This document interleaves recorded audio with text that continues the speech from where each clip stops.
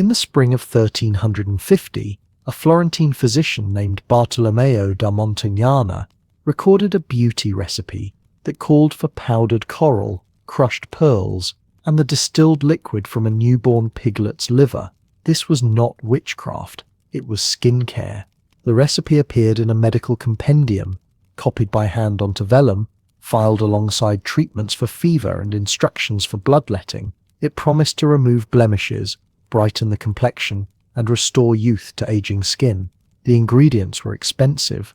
The preparation required days, and women of means paid apothecaries handsomely to compound it, applying the mixture to their faces before bed, night after night, in private chambers lit by beeswax candles.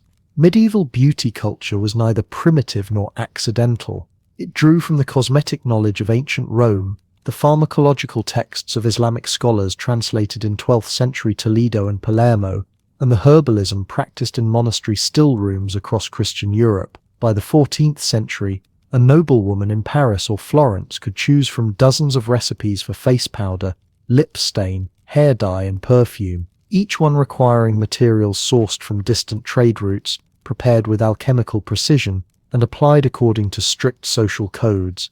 Some of these preparations were brilliant, some were dangerous, a few were deadly. All of them reveal a world in which appearance was never casual, and beauty was a form of labor. This history follows the materials, the methods, and the people who made medieval cosmetics real. It explores the pigments ground in Venice and Genoa, the oils distilled in monastery gardens, the lead and mercury applied to skin, despite known risks, and the recipes preserved in manuscripts that circulated among noblewomen, physicians, and apothecaries. It examines the ideals that shaped these practices, the Christian association of pale skin with purity, the medical theory of humours that linked complexion to inner health, and the sumptuary laws that restricted certain colours and substances to particular classes. And it uncovers the consequences, the poisonings, the scars, the social stigma attached to visible makeup, and the knowledge women accumulated through trial, error, and careful record-keeping. The substances themselves tell the story. White lead, known as ceruse, was the foundation of medieval skincare from the 13th century onward, produced by exposing strips of lead to vinegar vapor in sealed clay pots. It formed a white carbonate powder that could be mixed with oil or egg white and painted onto the face. The result was a flawless, luminous complexion for a time. Prolonged use caused the skin to grey and crack, hair to fall out, and the body to suffer the creeping effects of lead poisoning. Documented in medical texts as painter's colic, physicians knew the risks. Women used it anyway. Venice monopolized the European production of ceruse by the 14th century, refining lead imported from mines in Germany and the Balkans, grinding the carbonate into powder, and shipping it north and west in sealed ceramic jars. Rouge required different materials. The finest red came from cochineal, a dye made by crushing the dried bodies of insects harvested in Islamic Spain, and later imported from North Africa and the Levant. A single ounce of carmine pigment required thousands of insects. The dye was mixed with beeswax, animal fat, or rosewater to create a paste that could be rubbed onto the cheeks and lips. Cheaper reds came from Brazil wood, a tree native to Asia and later South America, whose heartwood yielded a crimson stain when boiled. Both pigments moved through the merchant networks of Venice and Genoa, the same routes that carried silk, spices, and alum, and both were expensive enough that their use was sometimes restricted by law. In 1430, the city of Florence prohibited women below a certain rank from wearing carmine rouge in public, a regulation enforced by civic officials during festivals and market days. Eyeliner came from the ancient world. Kohl, made by grinding antimony or lead sulfide into a fine powder, had been used in Egypt for millennia. It traveled into medieval Europe through Islamic courts in Andalusia and Sicily, where Arabic medical texts described it as both cosmetic and curative, believed to sharpen vision and protect against disease. Women applied it with thin wooden sticks or brushes made from animal hair, darkening the rims of their eyes in a fashion that Northern European moralists found exotic and vaguely suspect.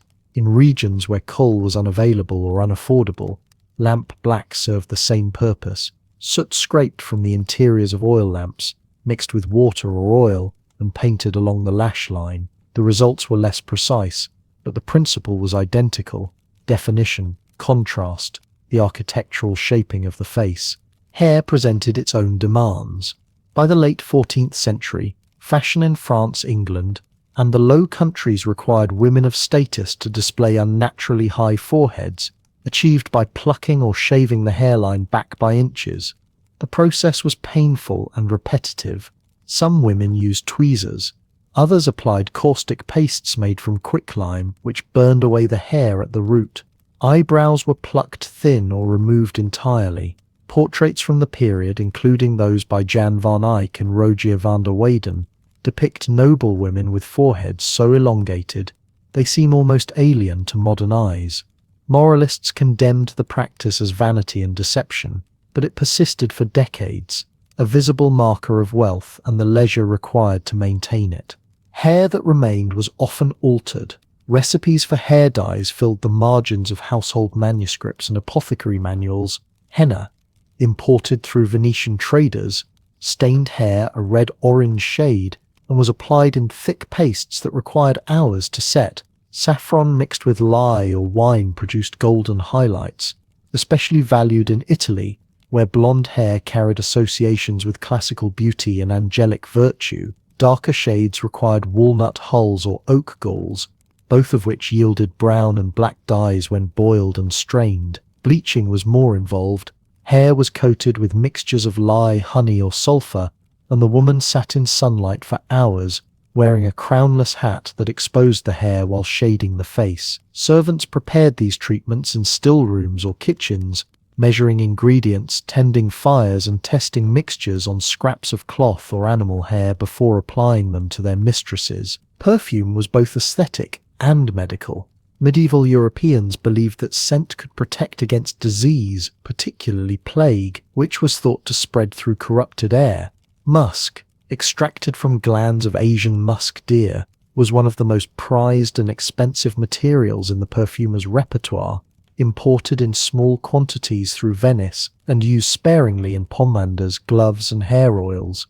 Ambergris, a waxy substance formed in the intestines of sperm whales and found floating in the ocean or washed ashore, was valued as a fixative, making other scents last longer on skin and fabric. Pomanders were hollow metal spheres, pierced with holes and filled with ambergris, cloves, cinnamon, and other aromatics, worn on chains or attached to belts. By the 15th century, gloves treated with musk and civet, a pungent secretion from the anal glands of civet cats, became fashionable among Italian and French nobility, their scent lingering in rooms long after the wearer had departed. Not all beauty treatments were external. Some recipes called for ingestion. Arsenic, taken in tiny doses, was believed to improve the complexion from within, creating a pale, glowing skin tone admired in courtly circles. Mercury was applied topically to remove freckles and scars, though it often caused burns, hair loss, and systemic poisoning. Medical texts from the 13th and 14th centuries recorded these dangers, yet the recipes continued to circulate, copied into new manuscripts, passed from apothecary to noblewoman, adjusted and retested. Women who used these substances knew the risks, or learned them through experience. Some suffered visibly graying skin, tremors, tooth loss. Others simply aged faster, their bodies accumulating toxins year by year, and yet the knowledge persisted.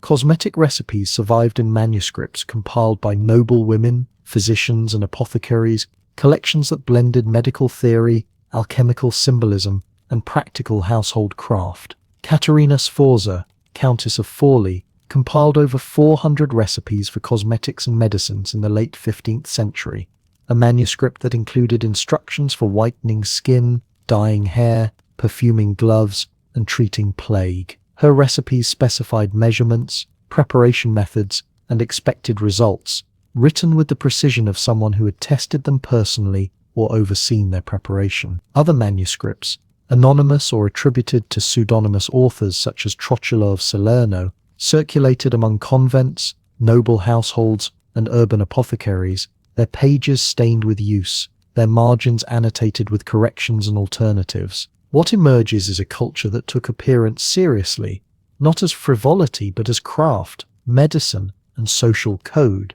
The materials came from the ends of the known world. The labor was intimate and repetitive. The results were temporary, requiring constant maintenance, and the costs, financial, physical, social, were real. To understand medieval beauty is to see a system in which appearance was shaped by trade networks, medical theory, Christian ideals of purity, and the constraints of pre-modern chemistry.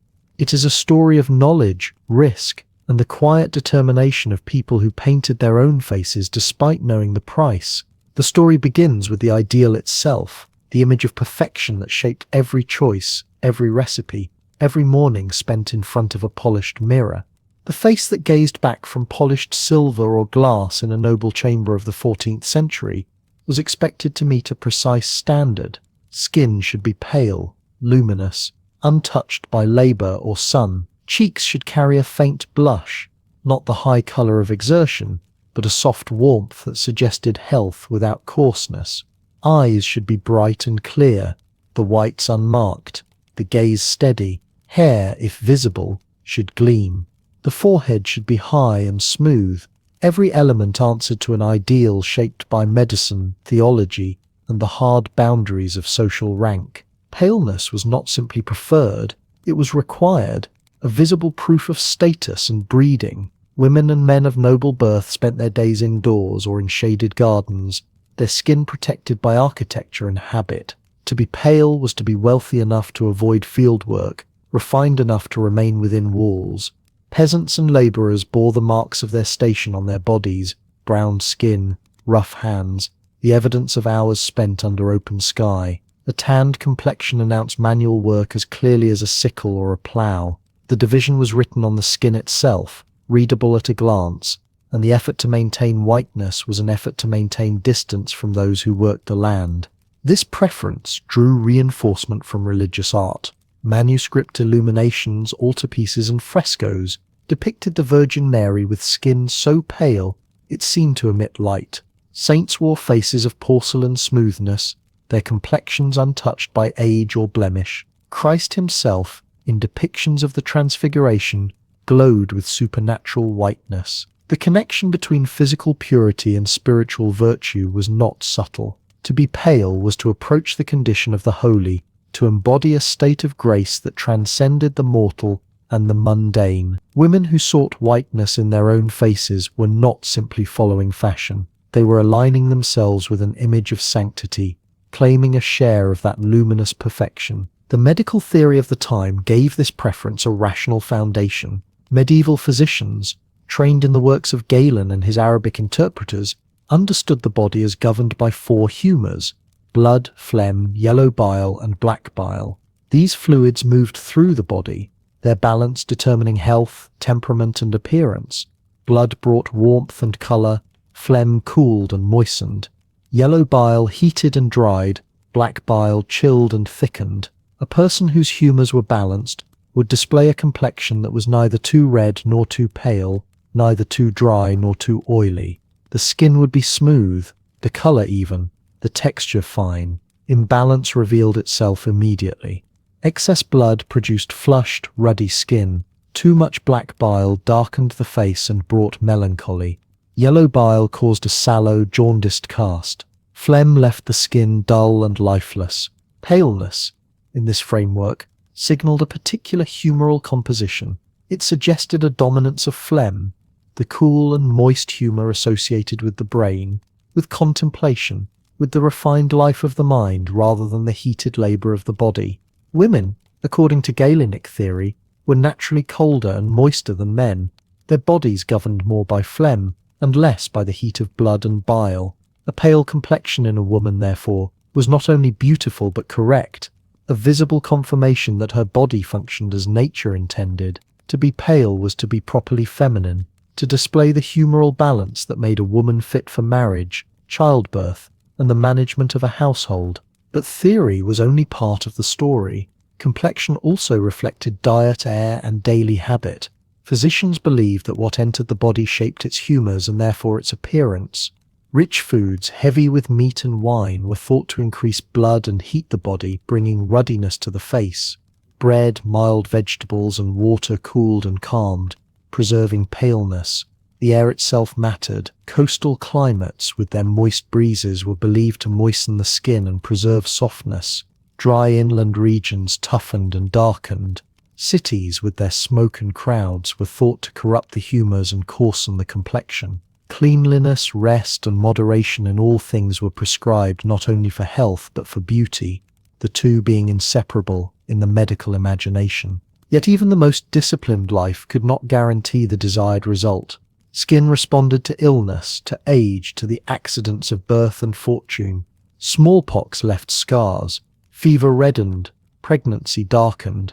The sun, unavoidable for most people, was the most relentless enemy of the pale ideal. To step outside was to risk the very mark of labor, the browned skin that announced peasant status.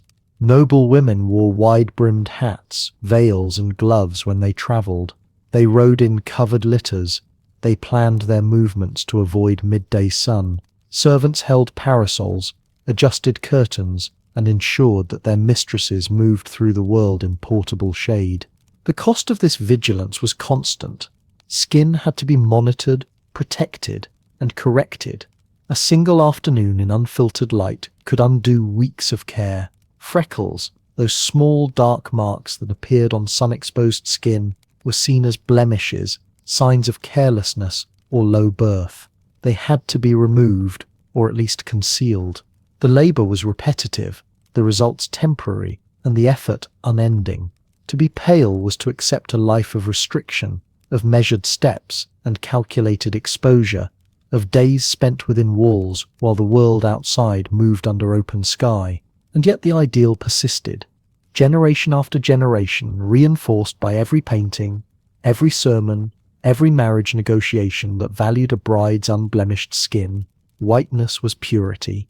Whiteness was wealth. Whiteness was the visible proof of a life lived correctly, in accordance with divine and natural law. The face that failed to meet this standard carried its failure openly. A body that had betrayed its owner through excess, exposure, or simple misfortune. Achieving this ideal required materials, some familiar, some rare, and some sourced from the ends of the known world. Whiteness was not only an ideal, it was a substance you could buy, prepare, and smooth across your skin with your fingertips.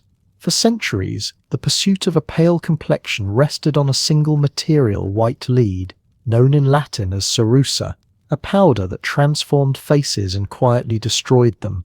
By the 13th century, cerussa had become the foundation of beauty across Europe, used by noble women, courtesans, and anyone with the means to acquire it. The substance was expensive, effective, and toxic. Everyone knew the risks. Most used it anyway. The production of cerussa was an alchemical process, slow and deliberate, carried out in workshops and cellars where lead and vinegar met under controlled conditions. Thin strips of lead were coiled or stacked inside earthenware pots, each one partly filled with strong vinegar or sour wine. The pots were sealed with clay and left in warm, dark spaces, storerooms heated by dung heaps, cellars insulated by straw, or purpose-built chambers where rows of vessels could be tended over weeks. The vinegar vapors rose, reacting with the lead to form a white crust on the metal surface. This crust was lead carbonate, the chemical heart of cerussa. After several weeks, the pots were opened, the corroded lead scraped clean, and the white powder collected. What remained was ground further, washed and dried into the fine, luminous substance that would be sold to apothecaries, monasteries, and merchant houses across the continent. Venice became the center of European cerussa production.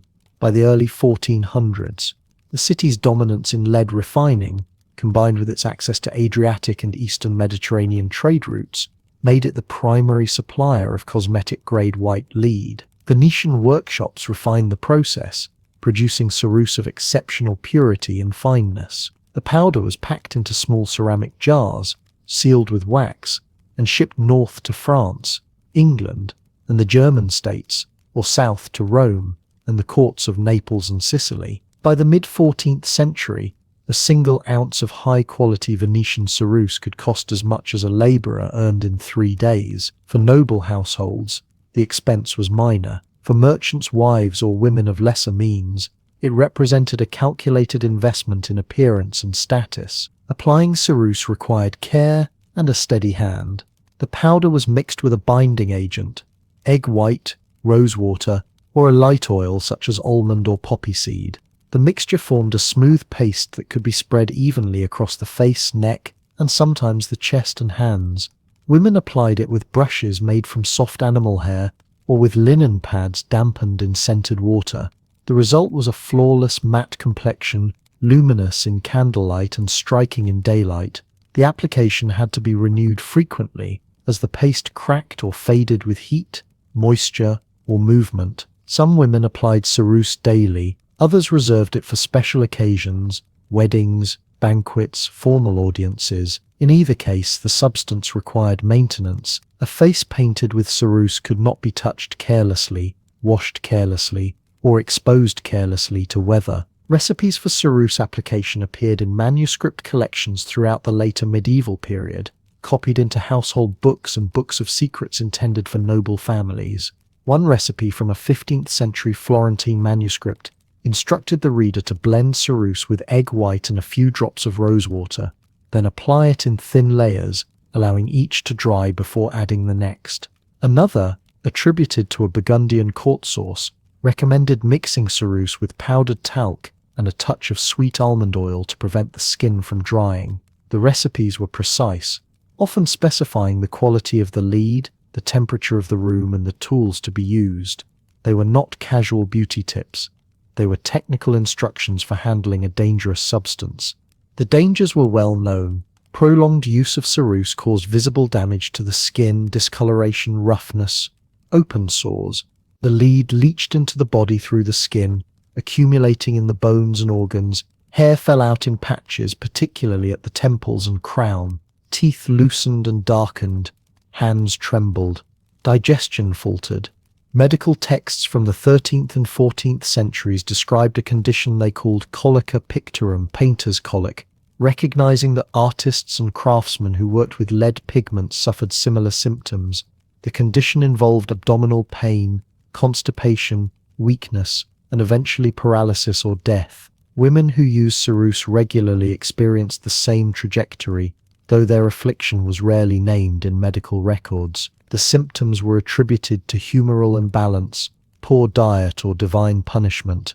The lead itself went unindicted. Some physicians understood the link. A treatise circulating in Italy in the late 1400s warned that ceruse could corrupt the flesh and poison the blood, advising moderation and frequent breaks from use. The advice was seldom followed. The social pressure to maintain a pale complexion, especially among women of the nobility and wealthy merchant class, outweighed the gradual recognition of harm. To appear in public with a sallow or ruddy face was to signal illness, low birth, or outdoor labor. To appear with the smooth white mask of ceruse was to claim health, refinement, and access to luxury. The choice for many women was not truly a choice at all. By the mid-1500s, ceruse use had become so widespread that moralists and satirists began to comment on the practice. Preachers condemned it as vanity and deceit, arguing that women who painted their faces insulted God's creation. Poets mocked the artificiality, describing faces that cracked like plaster or turned grey in the rain. Yet the condemnation rarely distinguished between the substance and its effects. What troubled critics was not lead poisoning, but the fact of visible cosmetics, the notion that a woman's face could be constructed rather than revealed. The danger was secondary to the scandal of deception. What remains striking is the persistence of use despite accumulating evidence of harm. Women who watched their own hair thin, their skin break out in sores, or their hands begin to shake, did not always abandon ceruse. Some switched to cheaper alternatives, chalk dust, ground eggshell, rice powder. Others reduced their application frequency or applied thinner layers. A few sought out imported substitutes, such as bismuth compounds from the Levant, which offered similar opacity with marginally less toxicity. But ceruse remained the standard, the material against which all other whiteners were measured. Its brightness, its smoothness, and its staying power made it irreplaceable in a world where appearance was currency and paleness was proof of worth. Once the face was whitened, color had to be restored, carefully, subtly, and with pigments that carried their own stories. A whitened face, however artfully prepared, carried the stillness of marble or bone, without the warmth of color in the cheeks and lips. The complexion suggested illness, melancholy, or the pallor of death itself.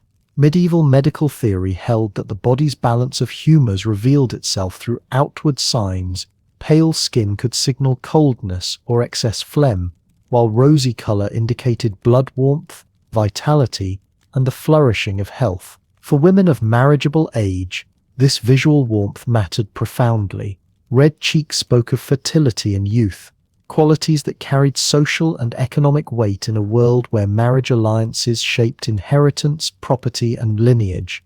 To achieve that glow required pigment, and pigment required trade networks that stretched across seas, deserts, and political boundaries that were far from stable.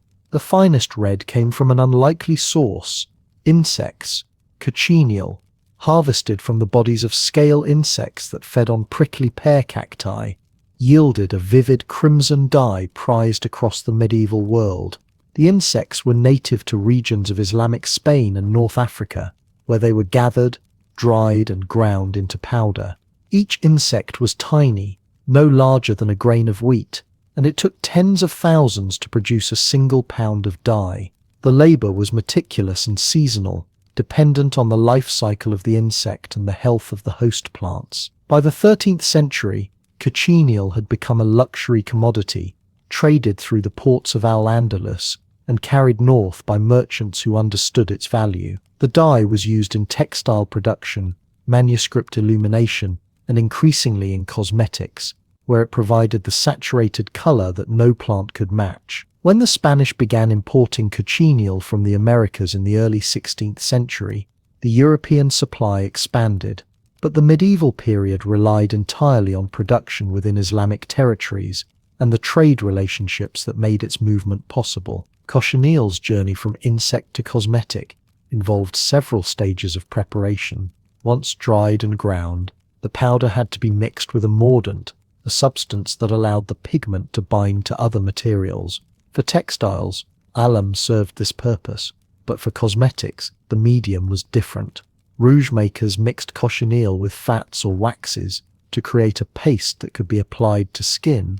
Beeswax, rendered and purified, provided structure and staying power. Animal fats, particularly those from sheep or pigs, softened the mixture and helped it spread smoothly. Some recipes called for rose water, which added fragrance and diluted the intensity of the color, allowing for subtler application. The resulting product was stored in small ceramic pots or wooden boxes, sold by apothecaries or prepared in wealthy households by servants trained in the craft. Application required care. Too much color looked garish and invited moral censure. Too little defeated the purpose. The goal was to mimic the flush of natural health, a glow that appeared effortless even when it was entirely manufactured.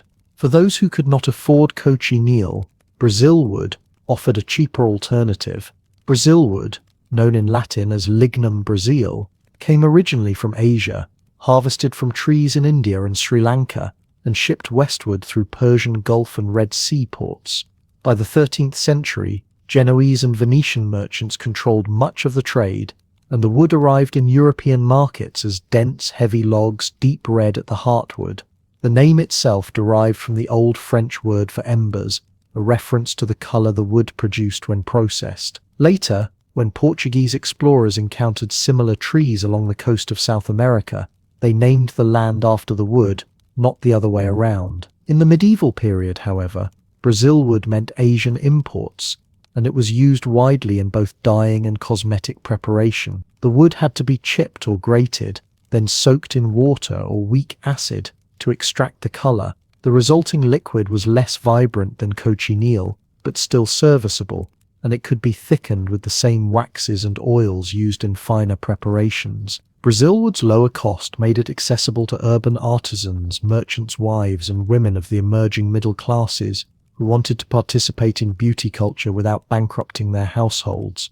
Apothecaries sold Brazilwood rouge alongside other preparations, and recipes for its use appeared in household manuscripts, copied and shared among literate women. The trade in Brazilwood also supported a network of specialized laborers, dyers who knew how to coax color from wood, merchants who negotiated shipments, and apothecaries who blended the extracted dye into usable cosmetics. The Venetian arsenal, the vast shipyard and industrial complex that dominated the city's economy, was surrounded by dye houses where Brazilwood and other colorants were processed. The stench of mordants and the staining of waterways marked these districts, but the profit margins justified the nuisance. Color was valuable, and red most of all. Lips required similar attention.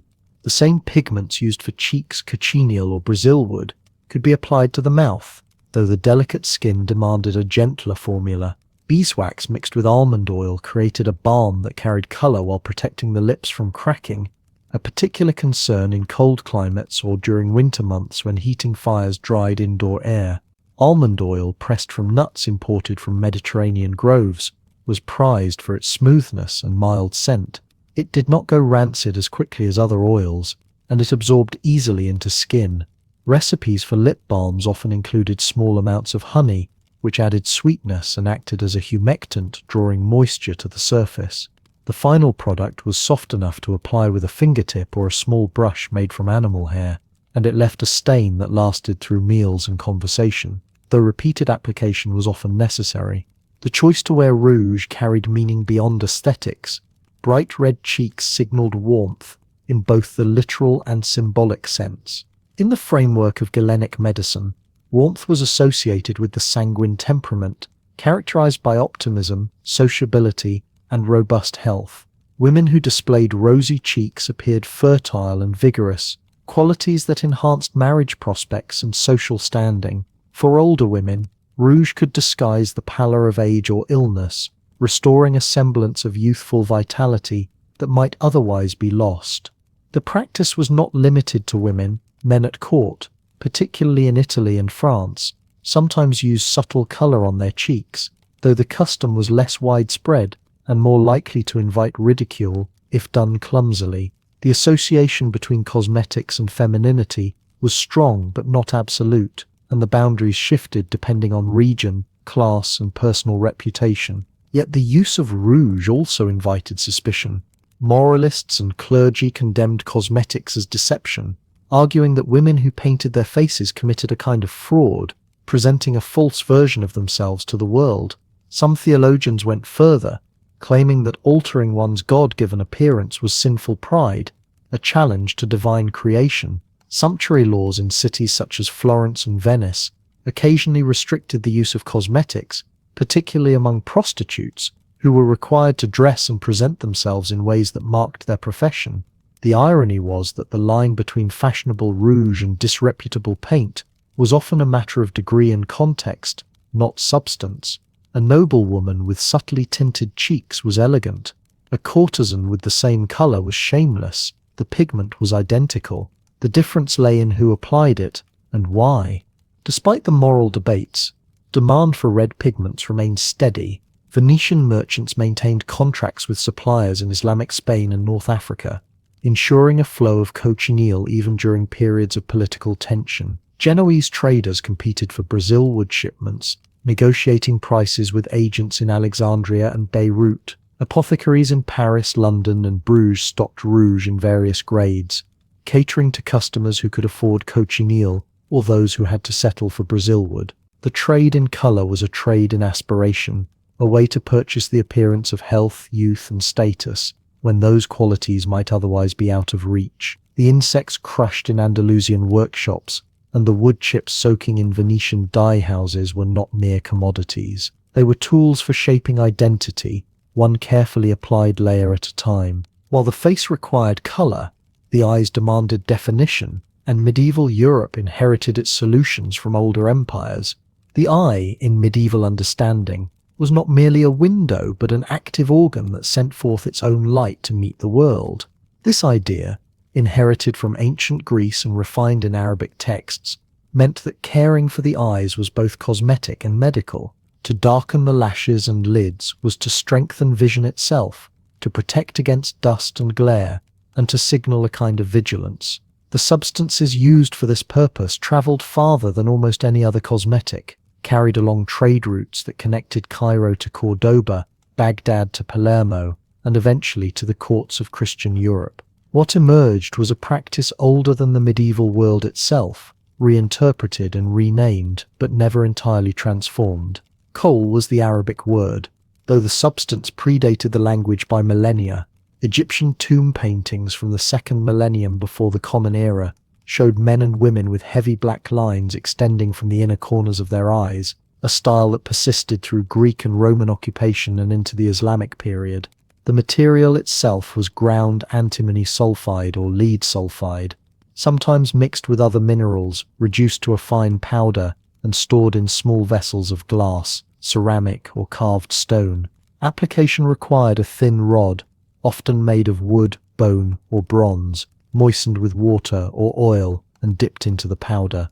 The rod was drawn along the inner rim of the eyelid, a delicate and slightly uncomfortable process that required steadiness and practice. The result was a dark line that emphasized the shape of the eye, made the white appear brighter, and in bright sunlight reduced glare by darkening the skin around the eye socket. Arabic medical texts from the 9th and 10th centuries described kohl not as vanity but as therapy. The physician al-Razi, writing in Baghdad around 900 of the Common Era, listed several formulations of kohl in his medical compendium, each tailored to different eye conditions. One recipe called for antimony roasted with frankincense and myrrh, ground fine and sifted. Another included camphor and sandalwood. These preparations were believed to dry excess moisture, cool inflamed eyes, and sharpen vision by clearing obstructions in the eye itself. Whether they worked in any clinical sense is doubtful, but antimony does have mild astringent properties, and the ritual of careful application may have provided psychological comfort. What mattered more for the spread of kohl was its dual identity, a medicine that also beautified, a treatment that could be prescribed by a physician and applied by a servant in a private chamber without shame. Southern Europe absorbed this practice through proximity and conquest. Islamic rule in Spain, Sicily, and parts of southern Italy lasted centuries, long enough for material culture to seep across religious boundaries. By the 12th century, when Arabic medical texts began to be translated into Latin in Toledo and Salerno, recipes for kohl appeared in manuscripts aimed at Christian readers. The Sicilian court of Roger II, a Norman king who ruled a population split between Greek Orthodox Christians, Latin Catholics, and Muslims, became a center for the transmission of such knowledge. Documents from his chancery were written in Arabic, Greek, and Latin. His physicians read Avicenna and Galen in translation. Kohl itself was not widely produced in Christian Europe. The minerals required, particularly high-quality antimony, were mined in the eastern Mediterranean and North Africa. Venetian and Genoese merchants imported it as part of the broader spice and drug trade, packed in small quantities alongside more profitable goods such as pepper and indigo. In southern Italian port cities, and in the courts of Aragon and Castile, kohl remained available to those who could afford it, and who moved in circles where its use did not mark them as foreign. Elite women in these regions applied it sparingly, more as accent than as the dramatic Egyptian style. It was understood as a sign of cosmopolitan taste, a nod to the medical authority of Arabic learning, and a material luxury. Northern Europe had no such access and little cultural familiarity with kohl. What it did have was lamp-black, the soot that collected on the glass chimneys of oil lamps, or on the interior of cooking hearths. This material cost nothing, and required no importation. It was scraped from surfaces, ground with mortar and pestle, and mixed with a binding agent such as gum arabic, egg white, or rendered fat. The resulting paste could be applied with a fine brush or a shaped stick, though it lacked the smooth texture and mineral shimmer of true kohl. Lamp-black was greasier, smudged more easily, and did not hold a crisp line as well. It was, in short, the poor cousin of antimony, used by those who wanted the effect but could not pay for the substance. Recipes for lamp-black eyeliner appeared in northern European household manuscripts by the 14th century, often without attribution or explanation of origin. One English recipe from the late 1300s instructed the reader to collect soot from a lamp burning linseed oil, mix it with a small amount of beeswax, and store it in a horn container. Another recommended adding a drop of rose oil to prevent the mixture from drying too hard. These were practical instructions, the kind passed from mother to daughter or servant to mistress, refined over years of trial. They carried none of the medical prestige of Arabic kohl recipes, but they worked well enough for the purpose. The difference in availability created a divide in usage. In the Mediterranean, where Islamic and Christian courts had been negotiating style and statecraft for centuries, kohl was a courtly accessory.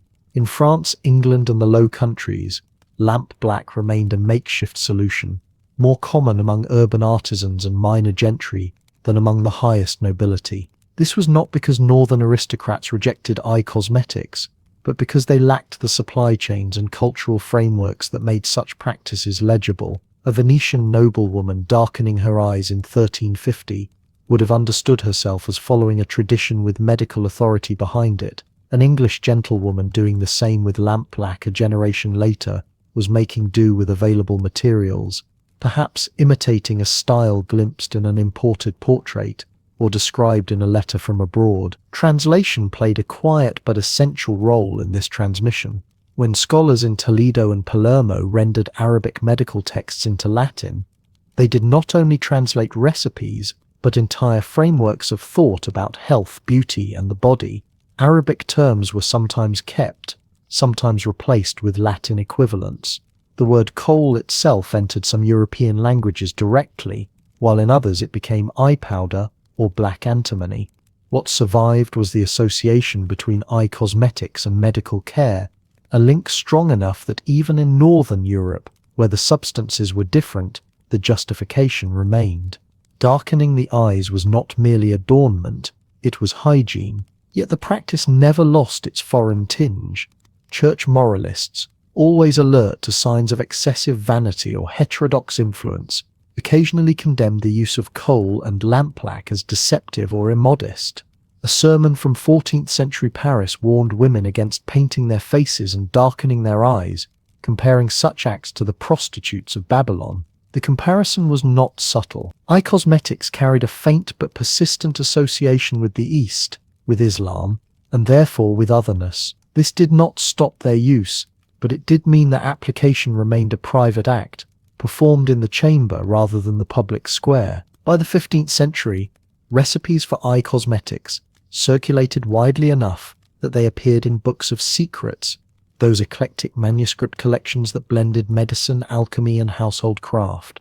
Caterina Sforza, the Countess of Forli, included several such recipes in her compilation, one calling for antimony and another for lampblack mixed with almond oil. These were not marginal curiosities but standard entries, listed alongside formulas for skin whiteners and hair dyes.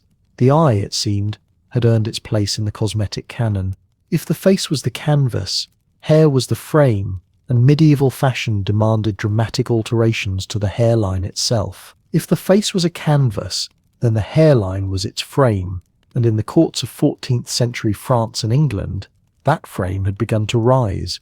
The high forehead emerged as a mark of refinement, sometime in the late 1300s, first among noble women and then among wealthy merchants' wives who could afford the time and pain required to achieve it. What had once been a natural variation in human proportion became, through deliberate intervention, an architectural feature of the face itself. To possess a forehead that rose smooth and pale above the brows was to signal birth, leisure, and an adherence to fashion so exacting that it required daily maintenance. The look spread quickly through the courts of Burgundy, Flanders, and the Low Countries, carried by marriage alliances and the circulation of illuminated manuscripts that depicted women with foreheads so high they seemed almost celestial. This was not a matter of powder or pigment. It required the removal of hair, root by root, across months and years. The tools were simple enough. Tweezers made of bronze or iron, small and precise, could be purchased from a barber or metalsmith in any city of sufficient size. They resembled the tweezers used for plucking chickens or removing splinters, but finer, with tips that met cleanly when pressed together. Women sat before polished metal mirrors or sheets of silvered glass, if they could afford them, and worked their way across the hairline in sessions that might last an hour or more.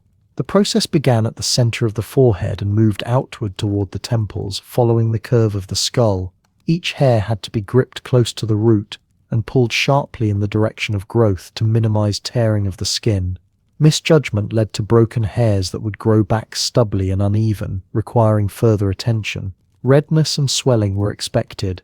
Infection was common. Some women applied compresses of rosewater or crushed chamomile afterward to soothe the irritation, though these did little to prevent scarring if the skin was pulled too hard or too often.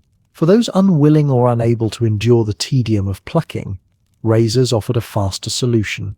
Barbers kept small straight razors with blades no wider than a thumbnail, designed for shaving the fine hairs along the hairline and temples. The client would sit still, head tilted back, while the barber worked with a steady hand and a bowl of soapy water. The risk was obvious. A blade sharp enough to shave cleanly was also sharp enough to cut deeply, and the skin of the forehead was thin and tightly stretched over bone. Scars from razors were difficult to conceal, even with ceruse and powder, and a poorly healed wound could leave a permanent groove or discoloration. Despite this, the practice remained common, particularly among women preparing for betrothals or court appearances where first impressions carried weight. Some barbers specialized in the work and charged accordingly, their skill measured by the absence of visible damage. The most effective method, and the most painful, involved caustic pastes made from quicklime.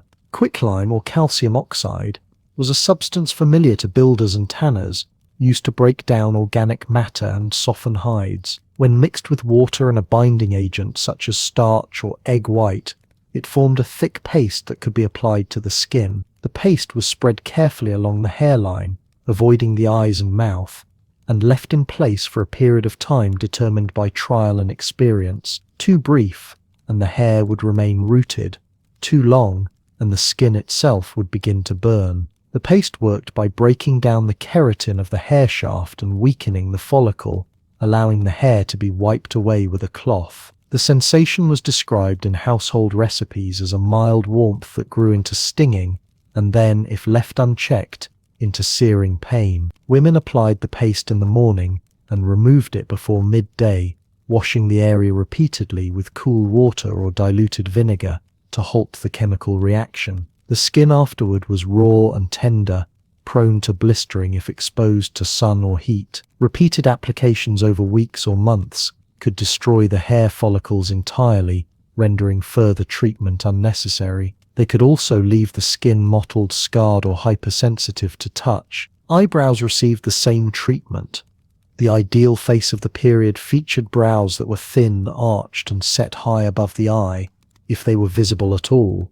Many women plucked their eyebrows into narrow lines or removed them completely, creating an unbroken expanse of pale skin from the lash line to the hairline. This had the effect of elongating the face and emphasizing the eyes, which were often darkened with kohl or lamp-black to compensate for the absence of framing hair. The removal of eyebrows was a delicate operation. The skin of the brow ridge was more elastic than that of the forehead, and plucking could leave the area red and swollen for days. Quicklime paste was used here as well, though more sparingly, and women learned to shield their eyes with damp linen while the paste worked. The result, when successful, was a face that seemed smooth and uninterrupted, almost sculptural in its simplicity. When unsuccessful, it was a face that looked raw, unfinished, or faintly alarming. The fashion for high foreheads was not universally admired. Moralists, particularly those writing from within the church, condemned the practice as vanity and deception. A sermon delivered in Paris in 1398 described women who altered their hairlines as guilty of pride and falsehood, reshaping the bodies that God had given them in pursuit of worldly approval.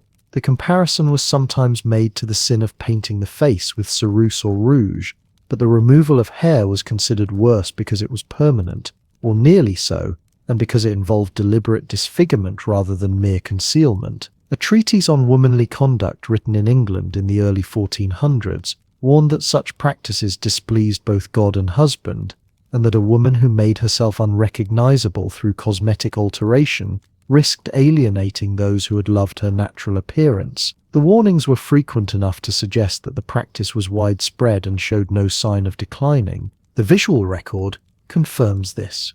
Portraits from the early 1500s, particularly those by Jan van Eyck and his contemporaries in the Low Countries, depict women whose hairlines have receded so far that the forehead occupies nearly half the face. In Van Eyck's portrait of Margaret van Eyck, painted in 1439, the sitter's hairline begins several inches above where one would expect it to, and her eyebrows are reduced to faint traces or absent altogether. The effect is striking and slightly uncanny, a face that reads as both refined and alien. Similar foreheads appear in the Arnolfini portrait and in manuscript illuminations of courtly scenes, where noble women are shown with heads wrapped in elaborate headdresses that further accentuate the height of the brow. These were not anomalies or artistic exaggerations. They were records of a beauty standard that required women to reshape the architecture of their own faces, week after week, year after year, in pursuit of an ideal that was as demanding as it was specific. The practice began to decline in the early 16th century as fashions shifted toward fuller hair and more visible brows, but it persisted in some courts well into the 1500s. Women who had spent decades plucking or burning their hairlines were left with permanent changes, scar tissue that prevented regrowth, thin skin that wrinkled prematurely, or follicles so damaged that hair could no longer emerge. Some turned to wigs or false hairpieces to restore what they had removed. Others simply accepted the high forehead as a mark of their youth and status, a visible record of the beauty they had once pursued. The tools and techniques did not disappear. They were repurposed, refined, and passed down, waiting for the next shift in taste that would call them back into service. Hair that remained was often altered too, dyed, bleached, or scented according to recipes as complex as any potion. Hair alone escaped the paint and powder. It grew beyond the reach of ceruse and rouge, beyond the architecture of the plucked brow and receding hairline. But it did not escape transformation. Medieval hair was dyed, bleached, rinsed, and scented with as much care as any painted face, using recipes drawn from Arabic pharmacology, monastery herbalism, and the trial and error of household still rooms. The color of hair signaled youth or maturity, fashion or convention, region or rank. Changing it required patience, repetition, and access to materials that traveled extraordinary distances before they ever touched a single strand. Henna arrived in European ports as a fine greenish powder, packed into ceramic jars or leather pouches, and carried aboard Venetian galleys returning from Alexandria or Genoese ships docking at Genoa after stops in Tunis. The powder came from the dried and ground leaves of the henna plant, cultivated across North Africa, Egypt, and the Levant for centuries before it became a commodity in Christian markets. Islamic tradition had long employed henna for body decoration, particularly on hands and feet during festivals and weddings, and for dyeing hair and beards a warm red-orange that aged men favoured and women adopted as well. By the 13th century, henna had crossed into southern Europe, carried by the same trade routes that brought spices, silk, and medical manuscripts. In Sicily, Andalusia, and the Italian maritime republics, women began using it not only for hair, but also to stain their palms and fingernails in patterns that echoed Moorish custom, though the practice remained more common in regions with sustained contact with Islamic culture. Preparing henna required careful measurement and timing. The powder was mixed with warm water or wine to form a thick paste, sometimes enriched with a few drops of vinegar or lemon juice to deepen the color. The mixture had to rest for several hours, during which the dye molecules activated and matured. Servants or the women themselves applied the paste to clean, dry hair, working it through from root to tip with combs made of wood or bone. The hair was then wrapped in linen or parchment and left for several hours, sometimes overnight, while the dye slowly penetrated the hair shaft. The result was never a single uniform shade. On dark hair, henna produced subtle auburn highlights visible only in sunlight. On lighter hair, it created vivid orange or copper tones that medieval taste found appealing, particularly in Mediterranean cities where warmth and brightness carried associations with vitality and health. The color faded gradually over weeks, requiring repeated applications to maintain intensity. Women who dyed their hair with henna often did so monthly, a rhythm that became part of the household calendar. Saffron offered a different transformation. The dried stigmas of the crocus flower, harvested by hand in fields across Spain, southern France, and later Italy. Saffron was already among the most expensive substances in medieval Europe, prized for its use in cooking, medicine, and textile dyeing. A single pound required the stigmas of tens of thousands of flowers, and its price per weight rivaled that of gold. Yet small quantities sufficed for cosmetic use, and recipes for saffron hair rinses appeared in Italian manuscript collections by the 14th century. The preparation was simple but wasteful by the standards of those who could not afford it. A pinch of saffron threads was steeped in white wine, or a weak solution of lye, creating a golden liquid that women poured over their hair after washing. The saffron stained the hair a pale yellow or honey blonde, particularly effective on hair already lightened by sun or previous treatments. In cities such as Florence and Venice, where blonde hair became fashionable among patrician families, saffron rinses were layered over other bleaching methods to achieve the luminous golden shades, admired in paintings of the Virgin and female saints. The scent of saffron lingered in the hair for days, a faint, earthy sweetness that marked the wearer as someone who could afford such extravagance. For those seeking darker shades, walnut hulls and oak galls provided reliable results without the cost of imported materials. Walnut hulls, the green outer casings of the nut, were gathered in late summer and boiled in water or wine until the liquid turned deep brown.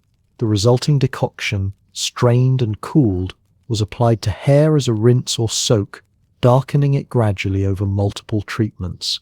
The tannins in the walnut hull bonded with the proteins in hair, creating a semi-permanent stain that resisted washing. Oak galls, the round growths that formed on oak trees in response to wasp larvae, contained even higher concentrations of tannin and produced a darker, cooler brown or near black when prepared in the same manner. Both substances were common across Europe, requiring no special trade or expense, and recipes for their use appeared in household manuals alongside instructions for dyeing wool and treating leather. The color they imparted was muted and natural-looking, suited to women who wished to conceal gray or restore the appearance of youth without obvious artifice. Moralists approved of walnut dyes more readily than henna or saffron, perhaps because their effect was subtle and their materials humble. Bleaching hair required more labor and discomfort than any dye. Lightening dark hair to blonde was a multi-step process that combined chemical treatment with prolonged exposure to sunlight, and it could not be hurried. The most common method involved applying a mixture of lye and other alkaline substances to the hair, then sitting in direct sun for hours while the mixture worked. Lye made by filtering water through wood ash was caustic enough to break down the pigment molecules in hair, but it also dried and damaged the hair itself, leaving it brittle and prone to breakage. To mitigate this, women mixed the lye with honey, olive oil, or egg white, creating a paste that clung to the hair and slowed the evaporation of moisture. Sulfur, derived from volcanic deposits or imported as a refined powder, was sometimes added to intensify the bleaching effect, though its smell was notorious and lingered even after washing. The application required assistance. A servant or attendant worked the paste through the hair in sections, ensuring even coverage, then helped the woman into a crownless hat, a wide-brimmed straw structure, with an open top that allowed the hair to be spread across the brim and exposed to the sun, while the face remained shaded. This was not a brief procedure. Women sat for hours, sometimes entire afternoons, on rooftops or in gardens where the sun was strongest, while the lye and sulfur worked and the heat accelerated the chemical reaction. The process was repeated weekly or even more frequently, depending on the darkness of the natural hair and the desired shade.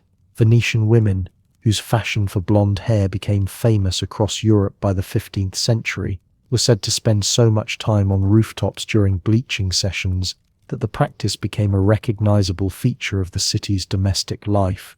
The discomfort was considerable. Lye burned the scalp if left too long or applied too thickly. The sun caused headaches and dizziness. The smell of sulfur clung to hair and clothing, yet the results when successful were striking pale gold or flaxen blonde that caught light and signaled both fashion and the leisure required to achieve it. Recipes for all these treatments circulated in written form, though most were learned through demonstration and practice rather than reading. Manuscript collections compiled by noble women, apothecaries, and literate servants included instructions for hair dyes alongside remedies for toothache and recipes for rose conserve.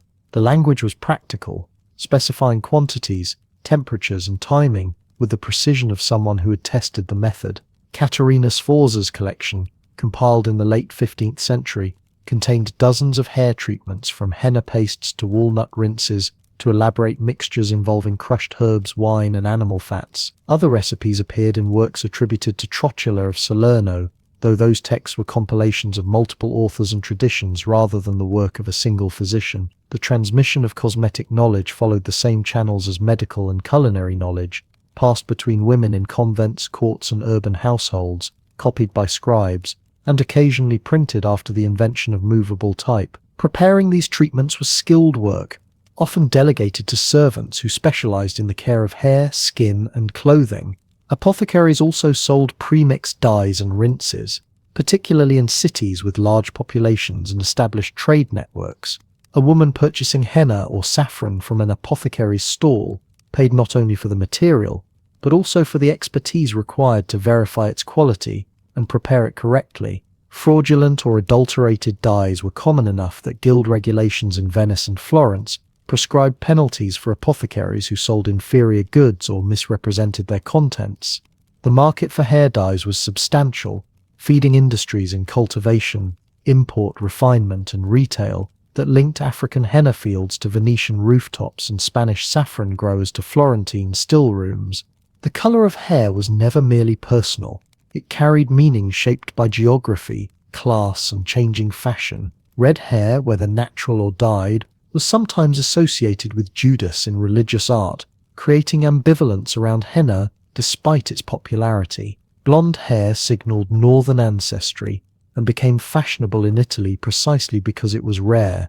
Dark hair, common across southern Europe, was often left unchanged or darkened further to restore the appearance of youth. Grey hair, a visible marker of age, was almost universally dyed or covered, a rejection of one of the few changes that no amount of wealth could prevent. The effort required to alter hair color, the repetition and discomfort and expense, revealed how deeply appearance was bound to identity and how much control people sought over the bodies they inhabited. But beauty was not only a matter of pigment, it required foundation work, the daily rituals of washing, anointing, and scent. Beauty was not only a matter of pigment. Beneath the white lead and carmine rouge lay another world entirely, one built on daily rituals performed in still rooms and private chambers, where servants prepared basins of scented water and noble households kept stores of oils pressed from almonds and olives. The foundation of appearance was not the color applied to skin, but the condition of the skin itself. Washing, anointing, and perfuming the body were central to medieval grooming, practiced by those who could afford the labor and materials required. These were not quick gestures. They were elaborate sequences, each step following knowledge inherited from monastic infirmaries, Arabic medical texts, and the practical wisdom of women who had spent decades managing great houses. Rosewater stood at the center of this world. By the 13th century, the distillation of roses had become a sophisticated craft practiced in monastery still rooms across Europe, particularly in southern France, northern Italy, and the Rhineland. The process required copper stills, vessels inherited from Arabic alchemical traditions and refined through centuries of practice. Fresh rose petals, gathered at dawn when their fragrance was strongest, were packed into the body of the still. Water was added, and the vessel was sealed. Heat was applied slowly, carefully, so that steam rose through the petals and condensed in a coiled pipe, dripping into a collection flask as a clear, powerfully scented liquid. The best rosewater came from damask roses, a variety cultivated in monastery gardens and prized for the intensity of its perfume. A single batch required pounds of petals. The result was a substance that served as cleanser, toner, and base for countless other preparations. Women of means washed their faces with rosewater each morning, poured from ceramic ewers into shallow bowls. Linen cloths, finer than those used for ordinary tasks, were dipped and wrung, then pressed gently against the skin. Rosewater was believed to cool and refresh the complexion, balancing the humors and closing pores that had opened during sleep. Medical texts described it as particularly suited to warm, sanguine temperaments, though in practice it was used by anyone who could obtain it. After washing, the skin was patted dry, never rubbed. Roughness was thought to damage the delicate surface and invite blemishes. Servants prepared the water fresh each day, or stored it in stoppered glass bottles kept away from light. Rosewater that had turned cloudy or lost its scent was discarded. Standards were high. Appearance depended on them. Once the face was cleansed, it required protection. Medieval skincare recognized that washing alone was not enough, particularly in climates where wind, cold, and sun could chap and crack the skin within hours. Oils and balms formed the next layer of the ritual. Almond oil was the most prized, pressed from sweet almonds grown in southern Europe and imported north through Venice and Marseille. The oil was pale, nearly clear, and absorbed into skin without leaving a heavy residue. It was expensive. A small flask might cost as much as a day's wage for a skilled laborer. Olive oil, more common and far cheaper, served similar purposes in Mediterranean regions, though it left a thicker film and carried a stronger scent. Both were applied with fingertips, warmed slightly by the heat of the hand before being smoothed across the face and neck in slow, deliberate motions. Beeswax thickened these oils into balms that could be stored in small ceramic pots and carried in leather pouches.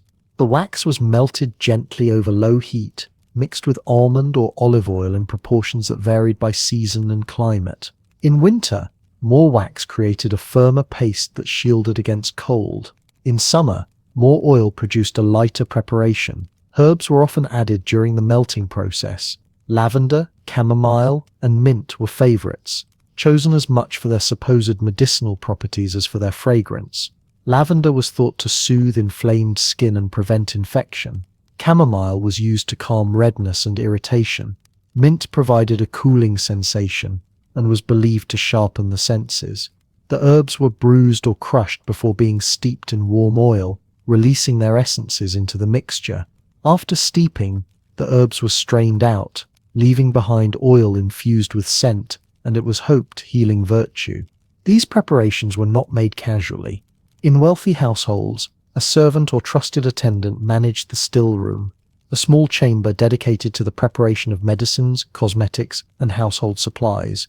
The still room contained shelves lined with ceramic jars, glass bottles, and wooden boxes, each labeled with its contents in ink or scratched into wax seals. Mortars and pestles, copper pots, linen straining cloths, and small scales for measuring ingredients filled the workspace. Recipes were copied into household books, sometimes passed down through generations, sometimes purchased from apothecaries or borrowed from other estates. A competent still-room manager was valued highly. Her knowledge could mean the difference between a clear complexion and chronic irritation, between pleasant scent and rancid oil, between health and infection. Bathing, once a regular feature of medieval life, became less frequent after the middle of the 14th century. Before the Black Death of 1348, public bathhouses operated in most cities, and private bathing was common among those who could afford heated water and wooden tubs. The arrival of plague changed this. Medical theory held that bathing opened the pores of the skin, making the body vulnerable to miasmic vapors and pestilential air. Physicians warned against frequent immersion, particularly in hot water, which was thought to weaken the body's natural defenses. The advice was taken seriously. Bathhouses closed or saw sharply reduced patronage. Private bathing became an occasional event rather than a regular practice, reserved for times of illness, childbirth, or special preparation before festivals. This did not mean that people stopped washing. It meant they washed differently. Basin washing replaced full immersion. Servants brought ewers of warm water to private chambers each morning, along with linen towels and cakes of soap made from olive oil and wood ash. The process was methodical. Hands and face were washed first, then the neck and arms. Feet were washed separately. Often in the evening, wealthy households maintained strict routines. Fresh water was brought for each washing, never reused. Towels were changed daily and laundered in lye solutions to remove oils and odors. Washing basins, typically made of brass or copper, were polished regularly to prevent tarnish. The rituals surrounding cleanliness became markers of status. A noblewoman who could afford daily changes of linen and fresh-scented water signaled not only wealth but also the discipline and order of her household. The shift away from bathing created new concerns. Without regular immersion, dead skin, oils, and the residues of cosmetics accumulated more readily. This made the cleansing properties of rosewater and herbal rinses even more important. Women used linen cloth soaked in rosewater to wipe away the buildup, working carefully around the eyes and hairline. The wealthiest employed maids who performed this service daily, sometimes twice daily, in summer when heat and sweat made the task more urgent. The maids were trained in technique, taught to work gently and thoroughly, to recognize signs of irritation or infection, and to adjust preparations according to the needs of the skin they tended. Scent played a role beyond simple pleasantness. In a world where bathing had become suspect, and where layers of wool and linen trapped perspiration, fragrance served a practical function. Rosewater, lavender oil, and mint infusions masked the odors of daily life. They were applied not only to the face, but also to the hair, the inside of sleeves, and the hems of chemises worn closest to the skin. Pomanders, small pierced metal spheres filled with aromatic substances, were carried or worn to provide a continuous source of scent. But these were only part of a broader system. The real work was done in private, in chambers where basins were filled and oils were warmed, where servants prepared the substances that shaped how a person moved through the world. What survives in manuscript recipes and household accounts is evidence of care taken seriously, of knowledge passed between generations, of systems organized to maintain appearance despite the constraints of climate, medicine, and belief. The rituals were time-consuming, expensive, and grounded in ideas about the body that modern medicine has long abandoned. But they were not irrational. They responded to real problems with the best tools available, and they created results that could be seen, smelled, and admired. Scent itself was a language worn on gloves, rubbed into hair, and used to signal wealth and taste. Scent was currency in medieval Europe, traded by weight like silver, hoarded in locked chests, and gifted between rulers as gestures of alliance or obligation. A single ounce of musk could purchase a month of labor. A vial of ambergris might secure passage on a Venetian galley or settle a debt with a Florentine banker. Perfume was not decoration. It was wealth made portable, status made breathable, and in an age of stench and contagion, it was believed to be a shield against death itself. The materials that created medieval perfume came from distances so great that their origins seem nearly mythical. Musk, the most prized of all scents, was harvested from the glands of a small deer native to the Himalayas and the mountains of western China. The animal, known to Arabic traders as the musk deer, secreted the substance in a pouch near its abdomen during mating season. Hunters trapped or killed the deer, removed the gland, and dried it until the musk solidified into dark, resinous grains. The scent was overwhelming in concentration, sharp and almost feral, but when diluted it became warm, complex, and persistent. A single grain could perfume a room for days. The trade routes that carried musk westward ran through Samarkand and Baghdad, passed through the hands of Persian and Arab merchants, and arrived in Venice by the 13th century. Venetian brokers sold it onward to apothecaries, perfumers, and the private agents of queens. By the 14th century, musk was so valuable that it appeared in dowry inventories and wills, listed alongside gold rings and illuminated psalters. Ambergris arrived by stranger means. It was a waxy grey substance found floating in the Indian Ocean, or washed ashore on the coasts of East Africa, the Arabian Peninsula, and occasionally the Atlantic islands. No one in medieval Europe understood its true origin. Arabic texts speculated that it was a type of sea foam, or the solidified sap of an underwater tree. In truth, it was produced in the intestines of sperm whales, expelled when the animal could not digest the beaks of squid. It aged in salt water, hardening and losing its initial foulness, until it became something extraordinary, a scent that was sweet, earthy, almost mineral, with a fixative quality that made other perfumes last longer on skin and fabric. Ambergris was lighter than water and could travel thousands of miles on currents before reaching human hands. Fishermen and beachcombers who found it could sell a single piece for the price of a house. Merchants in Aden and Hormuz shipped it to Venice and Genoa, where it entered the same luxury networks that moved silk, pepper, and gemstones. Perfumers used it sparingly, blending it with rose oil or musk to create compounds that lingered for weeks. Civet, another animal scent, came from the glands of a nocturnal cat native to Ethiopia and the forests of Southeast Asia. The scent was musky, slightly sharp, less refined than musk, but cheaper and more available. Civet was harvested by capturing the animals and scraping the secretion from their glands every few days, a practice that allowed for continuous production without killing the creature. Arab traders brought civet north into Egypt and the Levant, and by the 15th century it was being farmed in parts of North Africa. European perfumers used it as a base note, tempering its intensity with florals and spices. These animal scents were blended with extracts distilled from flowers, herbs, and resins. Rosewater, already common in wealthier households, served as the foundation for many perfumes.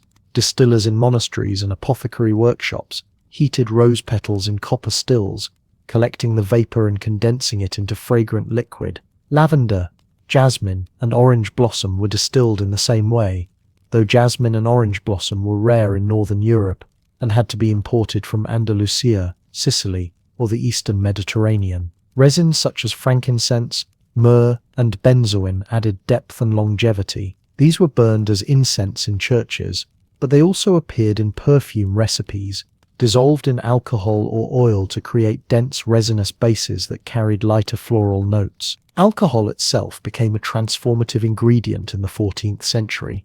Distilled wine, known as aqua vitae or brandy, could dissolve and suspend aromatic oils more effectively than water or fat. Perfumers learned to macerate musk, ambergris, and flower petals in alcohol, creating tinctures that could be dabbed onto skin or clothing.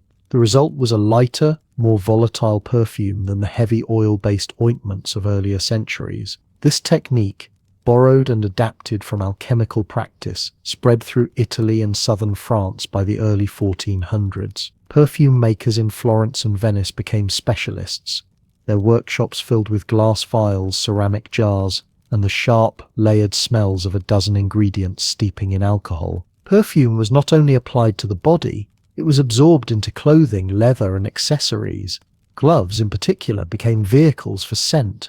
Leather gloves were soaked in perfumed oils or rubbed with musk and civet, transforming them into fragrant objects that signaled both wealth and taste. The fashion began in Italy, where Spanish leather treated with jasmine or rose oil became a luxury export by the mid-1500s. The scent clung to the leather for months, released slowly by the warmth of the wearer's hands. By the late medieval period, perfumed gloves were given as gifts among the nobility, and glovers in Florence and Milan developed specialized techniques for infusing leather without damaging its suppleness. To receive such gloves was to receive not only an object but a lingering presence, a reminder of the giver carried in every gesture. Pomander served a similar function but were even more portable.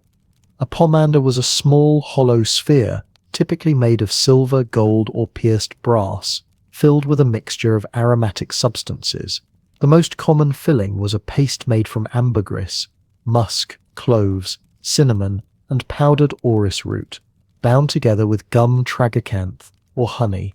The sphere was perforated with tiny holes that allowed the scent to escape slowly. Pomanders were worn on chains around the neck, attached to belts or carried in the hand. They were practical objects in an urban environment where the smell of human waste, rotting food, and animal carcasses was constant and unavoidable, but they were also deeply symbolic. To carry a pomander was to broadcast refinement, to claim membership in a social class that could afford to surround itself with beauty even in the midst of squalor. Perfume was also considered medicinal. Medieval medical theory held that disease traveled through bad air, or miasma, which entered the body through the nose and mouth. Foul smells were thought to corrupt the humors and invite plague, fevers, and pestilence. Pleasant smells, by contrast, were believed to purify the air, strengthen the vital spirits, and protect against contagion. After the Black Death of 1348, this belief intensified. Physicians recommended carrying sachets of herbs, burning incense, and wearing perfume as prophylactic measures. Recipes for plague preventatives often included musk, ambergris, and camphor, ingredients thought to possess warming and purifying properties. The line between cosmetic and cure was non-existent. To smell good was to be safe. This dual function made perfume indispensable during outbreaks of epidemic disease. When plague returned to Italian cities in the 1500s, demand for musk and ambergris surged. Apothecaries sold pomanders filled with the riac, a complex medicinal paste that included dozens of ingredients from viper flesh to opium to powdered gemstones. Wealthy families commissioned custom blends from their personal physicians. The poor made do with bundles of rosemary, rue, and garlic hung around their necks. Everyone, regardless of status, understood that scent was a matter of survival. Not all beauty practices were external, some involved ingestion, and the boundary between cosmetic and poison was perilously thin. The thin line between remedy and poison had always troubled medieval medicine, but nowhere was that boundary more blurred than in the cosmetic arts.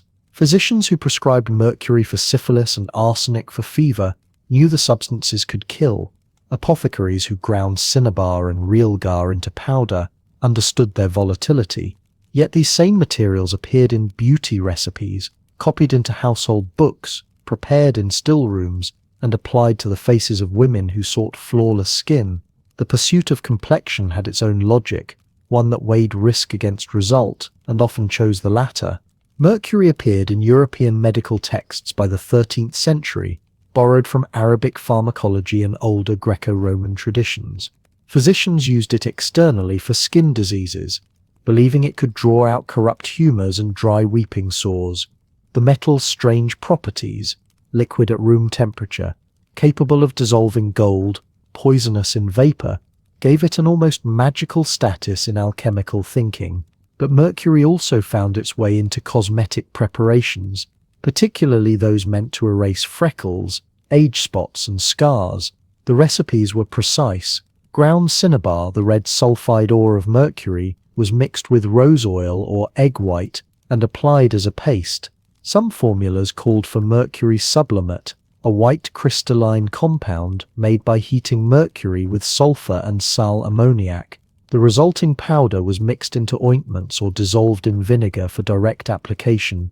The effects were immediate and convincing. Mercury compounds bleached the skin, smoothed rough patches, and left behind a luminous pallor that mimicked youth. Blemishes faded, scars softened. For a time the face appeared transformed. But mercury was a cumulative poison. It penetrated the skin, entered the bloodstream, and settled in the liver, kidneys, and brain. Prolonged use caused tremors, loosened teeth, and inflamed gums that bled and receded. Hair fell out in patches, skin grew thin and prone to ulcers. The nervous system deteriorated, producing mood swings, insomnia, and eventually paralysis. Medical writers called it quicksilver sickness, though they did not always connect the symptoms to cosmetic use. The damage was often mistaken for other ailments, melancholy, hysteria, or the wasting diseases common in noble households. Arsenic carried its own reputation. Known since antiquity, it came in two common forms: white arsenic, or arsenic trioxide, and yellow orpiment, or arsenic sulfide. Both were used in medieval medicine as caustics to burn away diseased tissue, and both appeared in paint pigments, particularly the brilliant yellows and greens favored in manuscript illumination. But arsenic also circulated in beauty culture, though more quietly than mercury. Some women ingested it in tiny measured doses, believing it improved the complexion from within. The practice had roots in folk medicine from the Alps and the Carpathians, where arsenic-rich mineral springs were thought to have rejuvenating properties. Taken in small quantities over weeks or months, arsenic was said to clear the skin, brighten the eyes, and create a pale, almost translucent glow. The mechanism, insofar as medieval users understood it, was humoral. Arsenic was thought to dry excess moisture, temper hot blood, and refine the body's internal balance. What actually happened was subtler and more dangerous. Arsenic interfered with cellular respiration, starving tissues of oxygen and energy. In low doses, this produced a kind of artificial pallor, the bloodless whiteness admired in saintly depictions. It also suppressed appetite, leading to weight loss that further emphasized the delicate, ethereal appearance prized in courtly beauty. But arsenic accumulated. Over time, it caused skin lesions, hair loss, nausea, and damage to the heart and liver. High doses brought convulsions, coma, and death. The line between cosmetic use and fatal poisoning was measured in grains, and the margin for error was narrow. Medical authorities were not silent on these dangers. Arnau de Villanova, the Catalan physician and alchemist who practiced in the late 13th century, warned against the careless use of mercury in his writings on toxicology. He noted that vapors from heated mercury could cause blindness, madness, and death, and advised that even external applications be used sparingly and under supervision. Taddeo Alderotti, a professor at Bologna in the same period, wrote that arsenic compounds were suitable only for cauterizing wounds and removing warts, never for internal consumption. The 15th century Italian physician Michele Savonarola, grandfather of the famous preacher, included detailed cautions about cosmetic poisons in his treatise on women's health. He described cases of women who had lost their hair, teeth, and eventually their lives from prolonged use of mercury pastes. He urged moderation, though he did not condemn cosmetics outright. But the recipes continued to circulate. Manuscript collections from the 14th and 15th centuries contained formulas that modern readers would recognize as lethal. A Florentine recipe book from the 1400s instructed readers to mix mercury sublimate with lemon juice and apply it nightly to fade freckles. A Venetian manual recommended orpiment paste for smoothing wrinkles. A French collection included a recipe for arsenic water, distilled with herbs and taken in drops to clarify the skin. These texts rarely included warnings. They treated dangerous substances as routine ingredients, no different from rosewater or almond oil. The assumption seemed to be that the reader, or more likely the servant or apothecary preparing the mixture, would know the proper dosage and method. Deaths occurred, though they were seldom recorded as cosmetic accidents. When a noblewoman fell ill with tremors and wasting, the diagnosis was more often attributed to melancholia, lovesickness, or divine punishment. Poisoning was suspected only when death came suddenly, and even then the blame usually fell on enemies or rivals rather than beauty routines. There were exceptions. In 1412, a case came before the Venetian health magistracy involving a woman who died after using a face powder sold by an unlicensed apothecary. The powder was found to contain white arsenic. The apothecary was fined and banished, but the incident did not stop the trade. Demand remained strong, and suppliers were willing to meet it. The risks were known, at least in principle, but they were abstract. The promise of flawless skin was immediate. The persistence of these practices reflected more than ignorance. Medieval chemistry was incomplete, but it was not absent. Alchemists understood that certain substances were dangerous. They knew that heating mercury produced toxic fumes and that arsenic could kill. But they also believed that substances could be purified, balanced, and rendered safe through proper preparation. The same logic that turned base metals into medicine suggested that poisons could be tamed. This was not irrational within the framework of medieval natural philosophy.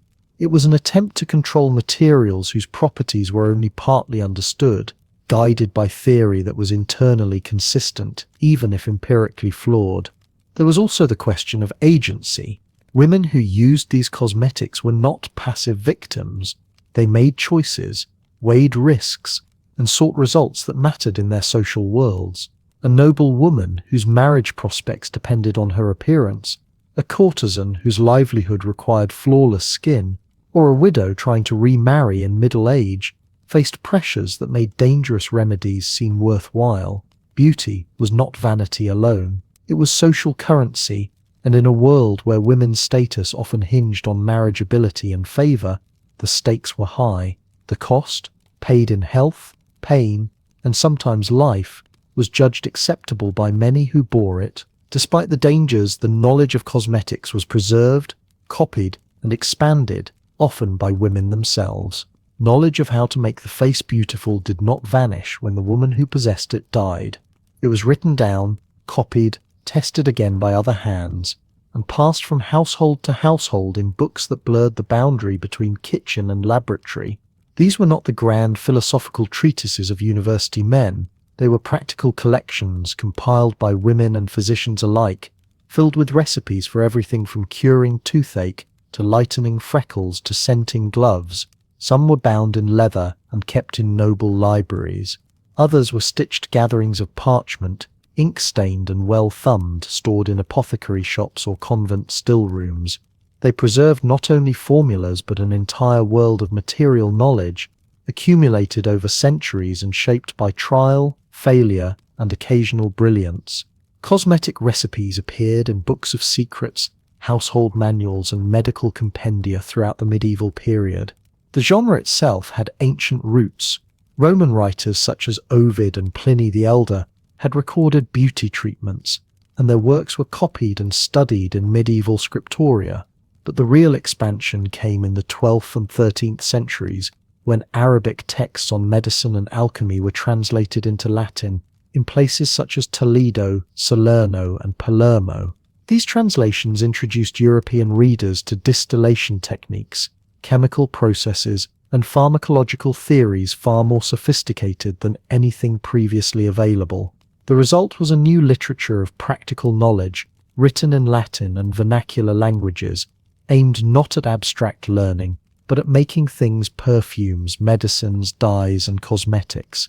One of the earliest and most influential collections was the Trotula, a set of texts on women's medicine falsely attributed to a female physician named Trotta of Salerno in the 11th century.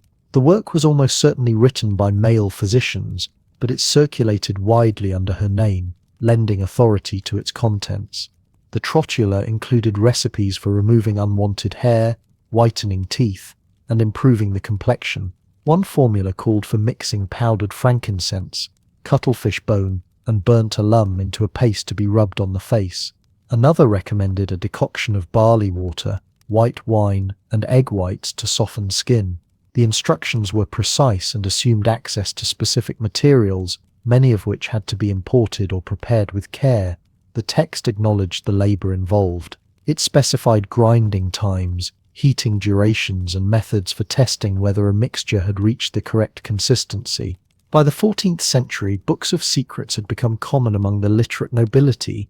These manuscripts combined medical recipes with cosmetic formulas, alchemical experiments, and household advice. They were often compiled by the women who managed large estates, overseeing kitchens, gardens, and still rooms where herbs were dried and distilled. Noble women were expected to know how to prepare medicines for their households, and cosmetics were simply another category of preparation, distinguished more by purpose than by method. The same knowledge that produced a cough syrup could also produce a face cream. Both required understanding the properties of plants, the effects of heat and time, and the chemistry of mixing oils, waxes, and extracts. Caterina Sforza, Countess of Forli, compiled one of the most extensive surviving collections in the late 15th century.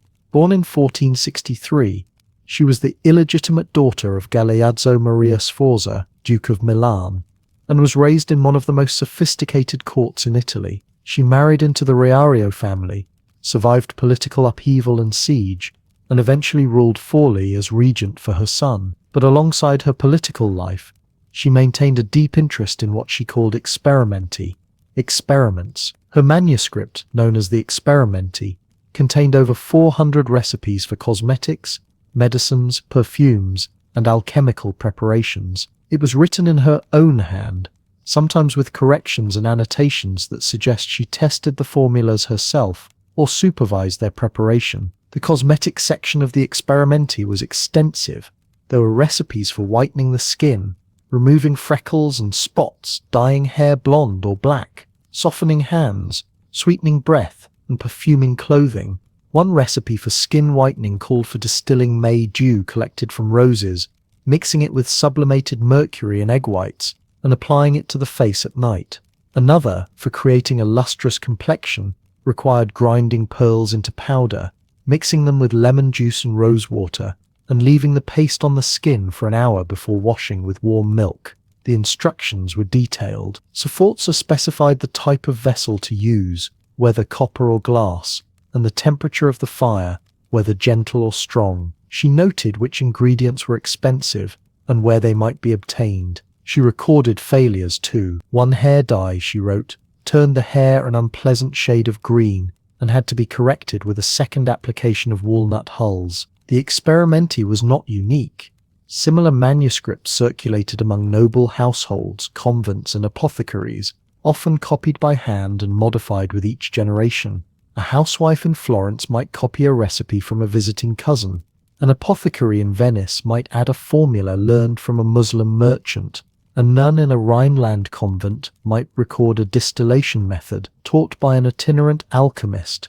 The texts were living documents, expanding and changing as they moved through different hands. Some were written in Latin, the language of learning and medicine. Others were in Italian, French, German, or English, making them accessible to women who had not been educated in classical languages. The shift to vernacular languages was significant. It democratized the knowledge, allowing it to spread beyond university-trained physicians to the households where the work of preparation actually took place. Many recipes blended practical instruction with symbolic or magical language, reflecting belief in sympathetic correspondences. A formula for improving the complexion might call for ingredients gathered at dawn on a Thursday, when Venus, the planet of beauty, was in ascendance. A hair dye might require stirring in one direction only, sunwise, to encourage growth and vitality. These instructions were not merely superstition, they reflected a worldview in which material substances and cosmic forces were thought to be deeply interconnected. The same alchemical philosophy that sought to transmute lead into gold believed that the right combination of ingredients, prepared at the right time and in the right manner, could transform the human body. Beauty was a form of perfection, and perfection could be pursued through knowledge of nature's hidden properties. The survival of these texts reveals the seriousness with which beauty was studied and the expertise required to prepare cosmetics safely. The compilers were not frivolous. They understood chemistry, even if they did not call it by that name. They knew that acids could dissolve metals, that heat could separate volatile essences from solid matter, and that some mixtures reacted violently if prepared incorrectly. They recorded the symptoms of failure, burns, rashes, discoloration, hair loss. They included antidotes and corrective measures. A recipe that called for quicklime, a caustic substance used to remove hair, might be followed by a soothing balm of almond oil and beeswax to treat the inevitable irritation. The texts assumed a literate, careful reader who could follow complex steps and interpret results. They assumed access to tools, mortars and pestles, copper stills, glass vials, measuring spoons, fine sieves and scales, sensitive enough to weigh out grains of powdered gemstone. The manuscripts also reveal networks of exchange. Ingredients mentioned in one collection might come from a dozen different places: rosewater from Damascus, musk from Tibet, alum from the mines of Anatolia, Brazil wood from India, cochineal from Spain. Each ingredient carried a geography, a trade route, and a price. The books themselves traveled too, moving along the same networks as the spices and pigments they described. A Venetian noblewoman might receive a manuscript from her sister in Milan. A French abbess might copy recipes from a visiting Italian princess. The knowledge was cosmopolitan, shaped by centuries of cultural contact across the Mediterranean and beyond. By the end of the 15th century, the invention of the printing press began to change the circulation of beauty knowledge. Printed books of secrets appeared in Italian cities, and later in German and French editions, reaching a wider audience than manuscript copies ever could. But the handwritten collections continued. They remained personal, flexible, and trusted in a way that printed books were not. A recipe tested by your grandmother, annotated in her hand, carried an authority that no printed text could match. What remains is a portrait not only of beauty but of risk, knowledge, and the lengths to which people went to shape their own faces.